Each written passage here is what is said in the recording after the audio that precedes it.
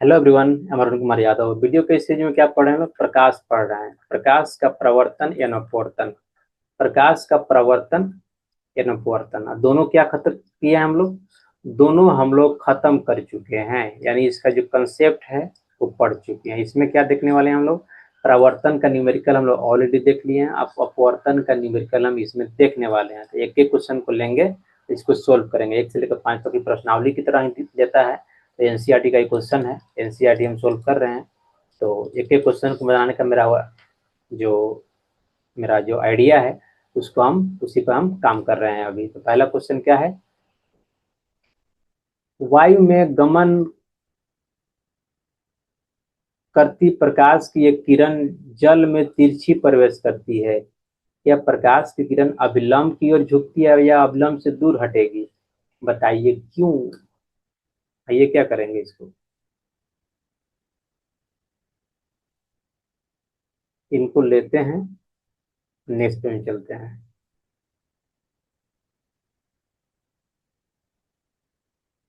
इसको समझ लेते हैं।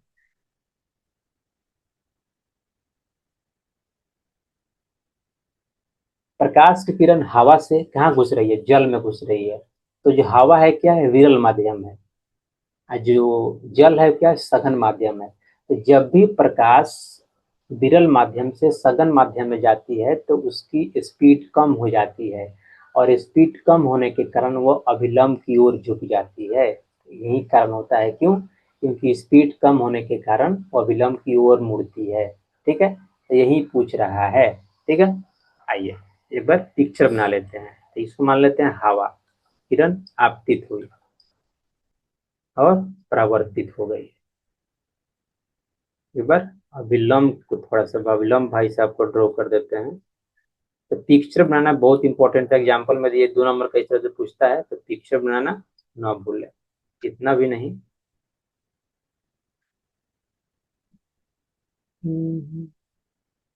क्या हो गया?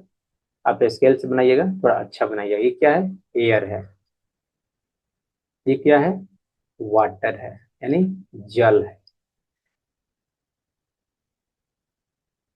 इसको बोलेंगे आई, इसको बोलेंगे आर। इस यहाँ जाना चाहिए था, इसको इसको इधर जाना चाहिए था, लेकिन जा गया इधर।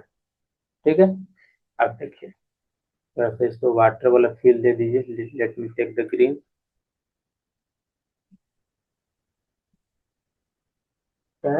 वाटर हो गया। अब देखिए इसको लिखिए कैसे। हाँ, अब बताए भी हैं। जब भी ऊपर से एकदम अभिलंब के ऊपर जब प्रवेश करेगा, जब मान लीजिए ऐसे प्रवेश करेगा, तो ये झुकेगा नहीं, सीधे निकल जाएगा। ये चीज ध्यान देना है, इसीलिए क्या तिरछा लिखा गया यहाँ पे। तो जब भी आप पेंसिल रखिएगा तो सीधा रखिए तो सीधा दिखाई देगा, और टेढ़ा रखिएगा तभी मुड़ा हुआ दिखाई देगा वो बाल्टी में।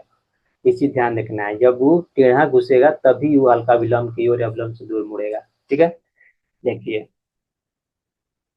क्या लिखेंगे।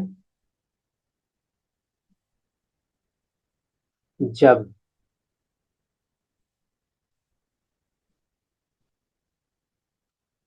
प्रकाश की किरण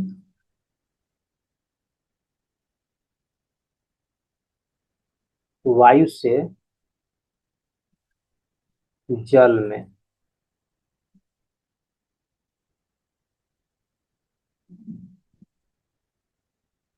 तिरछी प्रवेश करती है तो वह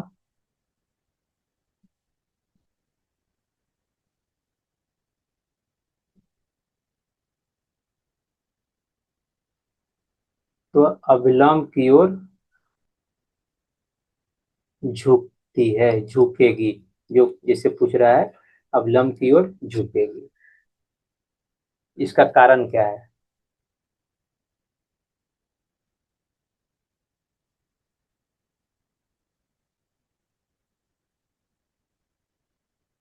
इसका कारण यह है कि जब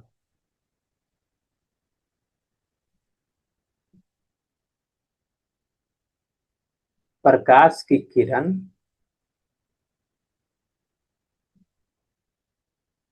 विरल माध्यम से,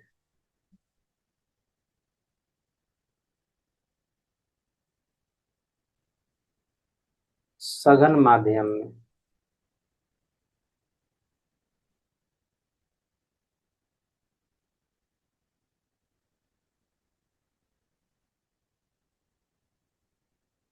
प्रवेश करती है, तब क्या हो जाता है? उसका चाल, उसकी चाल क्या होती है? धीमी हो जाती है। इसी के कारण क्या हो जाता है? वो अविलंब की ओर मुड़ जाती है। यही मेरा आंसर हो गया पहला का। उम्मीद है कि आपको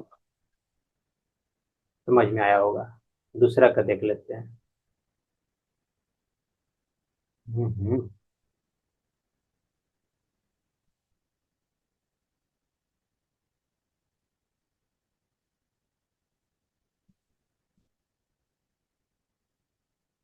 देखिए, दूसरा क्वेश्चन क्या है। दूसरा बोल रहा है प्रकाश में 1.5 अपूर्णांक की कांच की प्लेट में प्रवेश करता है प्रकाश वायु से। ठीक है, तो क्या दिया हुआ है मेरा? अपूर्णांक दिया हुआ है।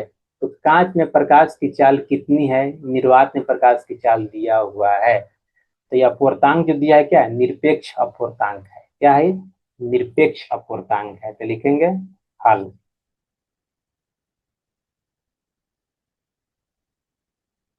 अपूर्णांक यानी क्या? अरे यार, यानी एन कितना दिया हुआ है? 1.5। कितना किसका है? कांच का दिया हुआ है, और दिया हुआ है निर्वात में प्रकाश की चाल।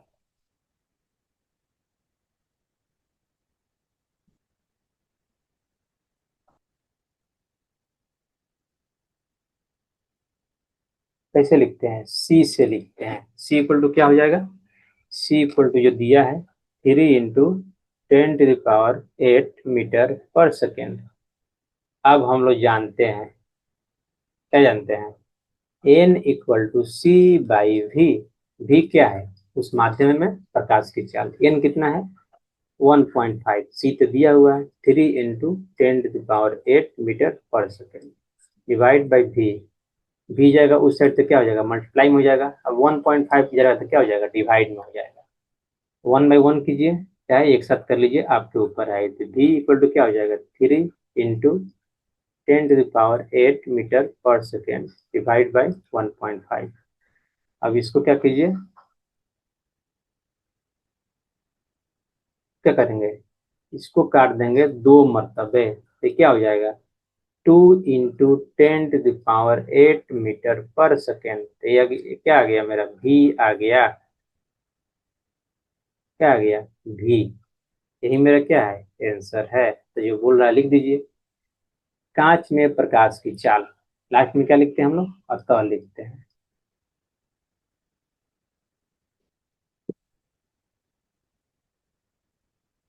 अतः।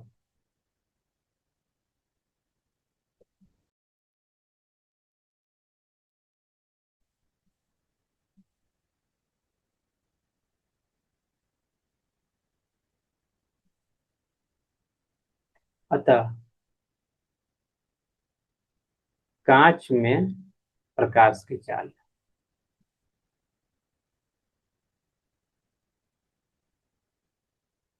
कितना है?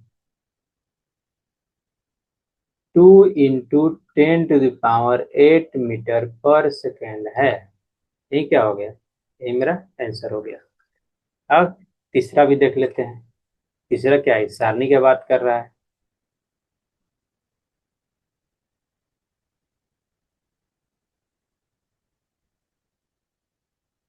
ये सारणी क्या दिया हुआ है? आपके बुक में दिया हुआ है एनसीईआरटी के। सारणी 9.3 से अधिकतम प्रकाशिक घनत्व के माध्यम को ज्ञात कीजिए, न्यूनतम प्रकाशिक घनत्व के माध्यम को ज्ञात कीजिए। प्रकाशिक घनत्व का मतलब क्या है? कि जिसमें प्रकाश जितना धीमे जाए, प्रकाश की तुलना में यहाँ बात हो रहा है, एक्चुअल घनत्व का बात नहीं हो रहा है। तो जिसका अपवर्तांक सबसे ज्यादा होगा उसका प्रकाशीय घनत्व तो क्या होगा, उसका प्रकाशीय घनत्व उतना ही ज्यादा होगा। आइए सारणी देख लेते हैं एक बार। सारणी आपका एनसीईआरटी से हम कॉपी कर लेते हैं।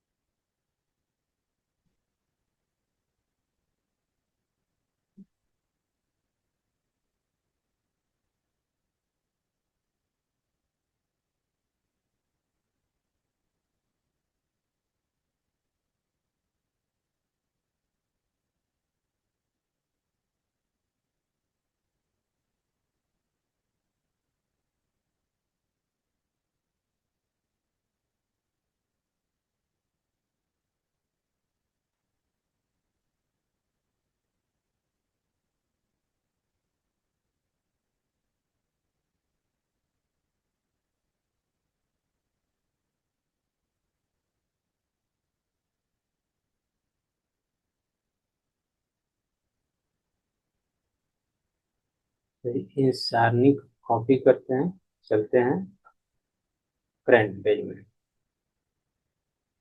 सारणी कहाँ है आपका, एनसीईआरटी से लिया गया है।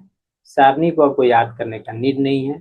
जब भी एग्जाम में देगा तो आपके सारणी के बारे में क्या रहेगा, आपका उसका मीडियम का वैल्यू दिया रहेगा, इसलिए आपको रटने का नीड नहीं है कोई चीज। ध्यान दीजिएगा, रटना नहीं है।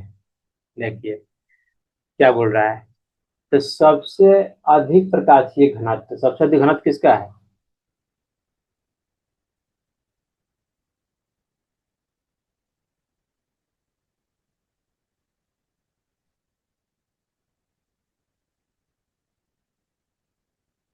तो प्रकाशीय घनत्व सबसे अधिक किसका है, हीरा का है। देखिए यहाँ से तो क्या लिख दीजिए यहाँ पे, सबसे न्यूनतम प्रकाशीय घनत्व किसका है, वायु का है। तो वायु को हम क्या मानते हैं, वायु का घनत्व हम निर्वात के कभी कभी बराबर भी ले लेते हैं। निर्वात में जो चाल है वही क्या चाल है प्रकाश की, वायु में है। तो यहाँ पे उसी चीज को क्या कीजिए, लिख दीजिए एक लाइन। देखिए तो यहाँ से आपको क्या सीख मिला, ये आपको प्रकाशीय घनत्व का मतलब भी मालूम होना चाहिए। तो अधिकतम प्रकाशिक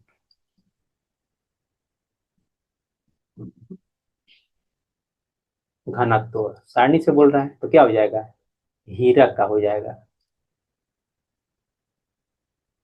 हीरा का प्रकाशिक घनत्व,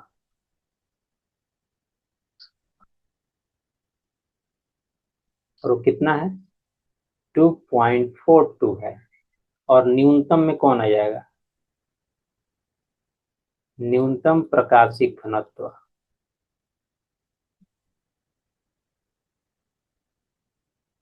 इक्वल टू न्यूनतम क्या आ जाएगा, वायु का आ जाएगा। यानी वायु का अपवर्तांक भी बोल सकते हैं, प्रकाशिक घनत्व को क्या बोलते हैं, अपवर्तांक भी बोलते हैं। कितना है, 1.003। समझ गए, दोनों आंसर हो गया। अब फोर देख लीजिए आप, फोर भी सारणी पे भी है हमको लग रहा है, फोर क्या है, सारणी पर ही है।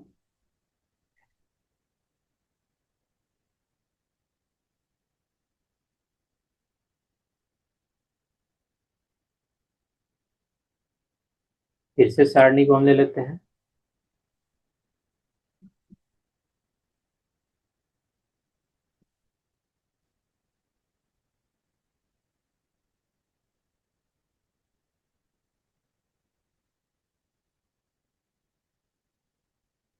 देखिए क्या बोल रहा है,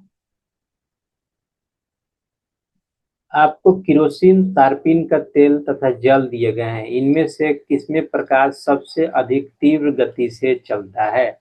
सारी 9.3 गए आंकड़ों का उपयोग कीजिए। और पहला क्या है, किरोसिन।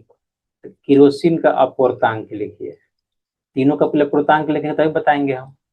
किरोसिन का अपवर्तांक यानी N1 मान लेते हैं। किरोसिन कहाँ है, देखिए किरोसिन, किरोसिन यहाँ है, कितना है 1.44 है, कितना है 1.44।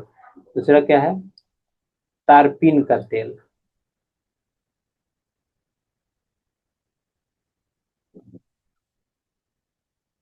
इसको मान लेते हैं N2।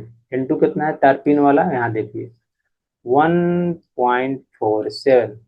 अब लास्ट वाला क्या है, जल। जल यानी N3। जल में कितना है 1.33, 1.33। अब इसको सजा दीजिए घटते क्रम में, ठीक है। तो सबसे कम कौन है, N3 है। उसके बाद कौन है, उसके बाद मेरा N1 है। उसके बाद क्या है, N2 है। तो यही क्या हो जाएगा, प्रकाश की चाल ऐसे बढ़ेगा, प्रकाश की चाल। तो मतलब क्या हो गया, N3 में, यानी N3 किसका अपूर्णांक है, जल का। यानी N3 जो अपूर्णांक वाला जो माध्यम है, N3 में प्रकाश का चाल सबसे ज्यादा होगा, प्रकाश की चाल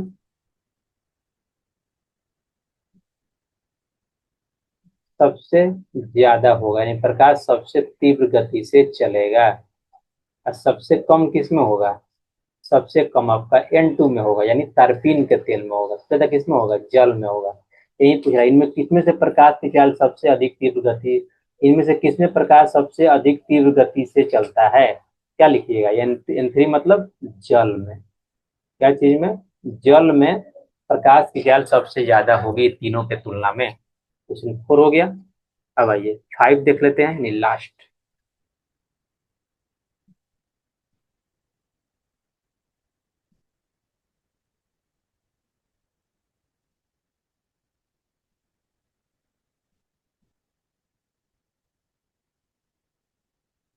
अब देख लीजिए क्या दिया हुआ है, हीरे का पूर्णांक इतना दिया हुआ है, यानी हीरा का जो एन है कितना दिया हुआ है 2.42। इस कथन का क्या तात्पर्य है, देखिए इसका तात्पर्य है कि जो स्पीड होगा इसमें किसका, प्रकाश का, वो निर्वात के तुलना में 2.42 गुना धीमी हो जाएगा, ठीक है।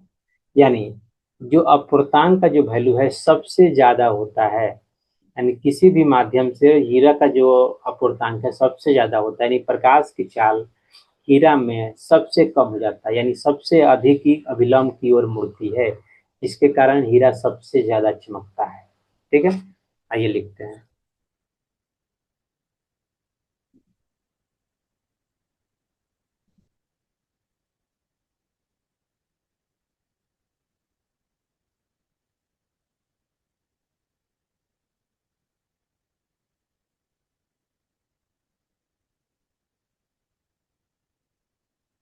हीरा का अपूर्णांक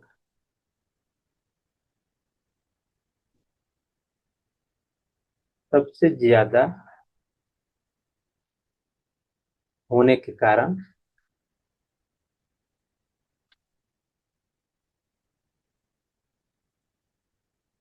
प्रकाश की चाल या गति, बोलिए आपके ऊपर है, प्रकाश की गति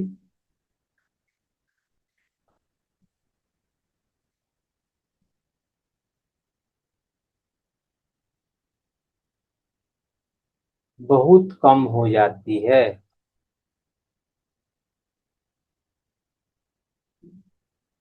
अर्थात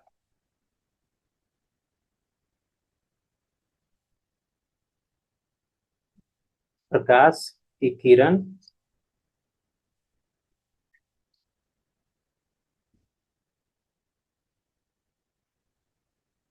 अभिलंब की ओर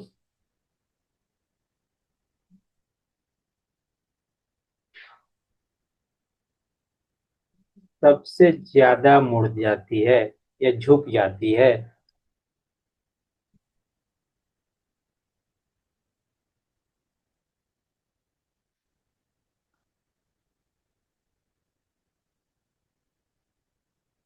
इसी कारण से हीरा बहुत चमकता है।